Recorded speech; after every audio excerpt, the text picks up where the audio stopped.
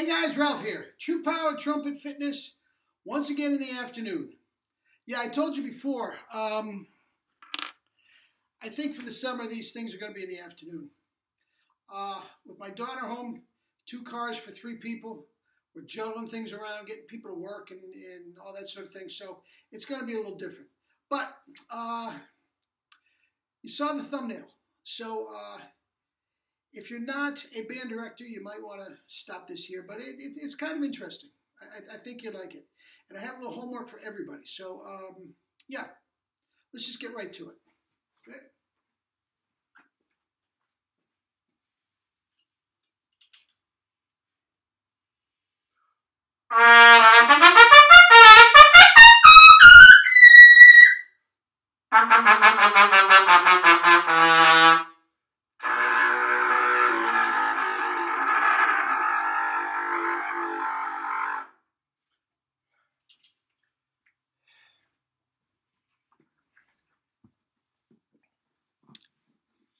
Ah, 5.5 octaves.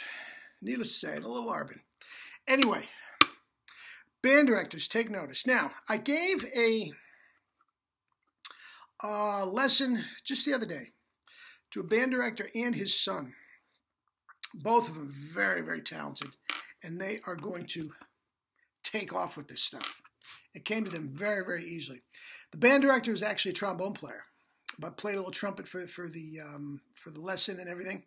And yeah, got an email from him the next day, even though the trumpet stuff was a little stiff.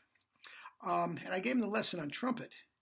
When he went to trombone, it was lights out, which is very, very cool. And eventually down the road, once he gets the hang of this, he's going to be able to go to any instrument. French horn, trombone, euphonium. I've always said that was the easiest of all brass instruments, the euphonium. Now, there's no question about it. The research is in, it's done, there's no question about it. True Power works for any brass instrument. It's the same thing. Now, the beauty of it is it works for all wind instruments. Yeah. Now, I did a video on it months ago. It might be a year ago, over that time now, about the exact same thing, and I want to go over it again because I got an email and some from a doubler who doubler being reeds and saxophones and flutes and all that sort of things, but he wants to try the trumpet, and I told him it's the same thing for all of them. Now, never heard him play. I don't know if he uses this technique for his saxophone playing, but whatever. That's the case. Now, it does come with a very interesting story. It gets a little convoluted, so bear with me, okay? The star of the story is the great flute virtuosi Keith Underwood, okay? Now, he grew up right here in Connecticut, outside Hartford. I didn't know him. I met him a couple times when he was working with Jerry, and I'll get to that later. But I didn't know him at the time. He's about my age. He's probably younger than me, but outside of West Hartford. And he studied with a doubler, a saxophone player that taught him to play tongue through the teeth. And he was everything, all state. Went to Juilliard, the whole 9 yards. When he got to Juilliard, they changed him around. They changed around his tongue. I don't know if it was Julius Baker. I'm not sure exactly who he studied with, but whoever he studied with there, they changed the tongue. Okay? And every single time, he went back to Hartford and touched base with his old teacher, and they would play duets and all this sort of thing. The old teacher would say, you sound terrific, but I'm telling you, I'm not thrilled with the tongue. I'm just not thrilled with the tongue and the intonation and the tone, Now, it didn't work against him. I mean, he went off to have a terrific career before he ever changed the tongue. But anyway, now, one of his best friends, okay, I'm not sure if you met him in college or not, and I won't use his name. You might know who he is, was for many years the first trombone player in the Honolulu Symphony. Okay, now this trombone player starting to have chop problems, which is unusual for trombone players. Usually they because They're taken in so much muscle. Usually they hold up pretty well. But he's having chomp problems. They moved him down in the section and all that sort of thing. And it's sort of a desperation move. He went to Staten Island and took a lesson with Jerry. Now, Jerry cleaned them all up, brought his chops back, moved back up to first. The rest is history. He's still a very, very successful teacher. Goes back to Jerry every now and then for a brush-up course, but it's all fine. Now, when he was still out in Honolulu, Underwood, went out to visit his friend in Honolulu. If you're going to go visit a friend, you might as well visit the one in Honolulu instead of, Dubuque, right? So he goes out for a little R&R, and he's staying with his friend. Well, sure enough, he's hanging around one day, and Jerry's book happened to be on the coffee table or something. And Keith was just thumbing through the book, and he says, "Oh, my God. This is the exact same way I was taught to tongue by my teacher in high school." And needless to say, he took Jerry's stuff and took his flute out and started noodling around. And sure enough, everything came back. The tone, the intonation, the tongue, it came back very quickly. So what does he do? He comes back into the States and he gets in touch with Jerry and he wants to take a lesson.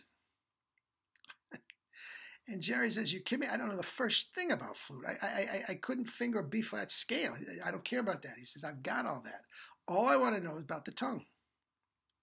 So sure enough, Keith goes out to Staten Island. And what does Jerry do? He's got him spit buzzing.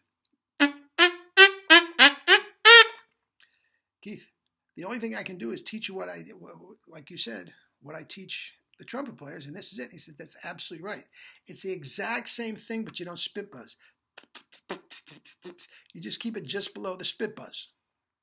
Okay? Now, I am not a flute player at all. I'm not even going to put the flute together. This is my daughter's flute that she doesn't even use anymore. Okay?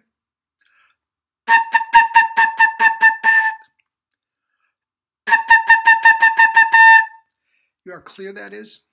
I'm not practicing. I don't practice this at all, but that is clear as a bell. You might have even noticed a couple little buzzes came out.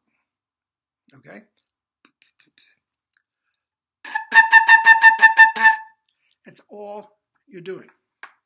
It worked like magic with my flute players. Okay? Now, Keith swears by him. He sends Jerry students of his, and Jerry feels foolish teaching the flute. He doesn't know literature. He doesn't know anything. I mean, he'll put on before somebody comes over, he'll put on a recording of Galway. I mean, he didn't know anything. But anyway, that's that. Now, there's more of the story. Keith's significant other at the time, I don't even know if they're still together, was a very, very good oboe player. Okay? Broadway recording and all this sort of stuff. And she was having a heck of a time with her chops. Now, if you know anything about oboe players, you think we have problems? Oh, God. That is one of the compression and demanding, and go see a chiropractor and throw your neck out. I mean, it's a brutal, brutal thing. And not to mention the whole reed thing. I mean, you spend hours and hours maniacally going over reeds. And, you might have to throw the whole things out. They're god-awful expensive. I mean, the fate of an oboe player is not great. But she was having trouble. And Keith said, "You know what? Just for the heck of it, come out to Staten Island and take a lesson with Jerry. I'll come with you." And Jerry said, "Are you kidding me?" So they come out, and Jerry has her spit buzz. Okay? Cleared it right up. Everything cleared right up, like, immediately. Now, at about that time, I am working, teaching band. He says, "Try this with your woodwinds." Okay. Now, obviously, the flute was easy. I mean, that was absolutely simple. Okay? Easy to teach. I had spit buzz first, and I got it. Okay. It's different when the reed and the mouthpiece go in the mouth.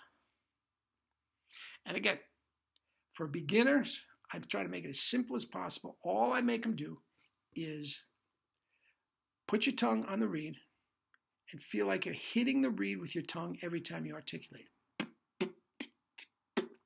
And you can hear immediately when they're doing it and when they're not doing it. Because when it comes out, when they're doing it right, it is clear as a bell. And the intonation is great. And clarinet players, please go above the break. No problem, because all that compression is in the mouth. It just, they go right up. They go right up, no problem. Guys, this is truly, truly the Holy Grail. Okay? Probably, I'm going to say outside of maybe oboe, the toughest one you're going to is the trumpet. Okay? We've got, Jerry's got a French horn mouthpiece coming up. I told you one of the early ones, and I'll give you a review on that as soon as I get it. Euphonium, easy. Trombone, easy. Tuba is not completely the same because instead of, you do have to flap. It's more of that type of a thing. But it's the same thing. It's just super loose. But the tongue is there. It's the same thing.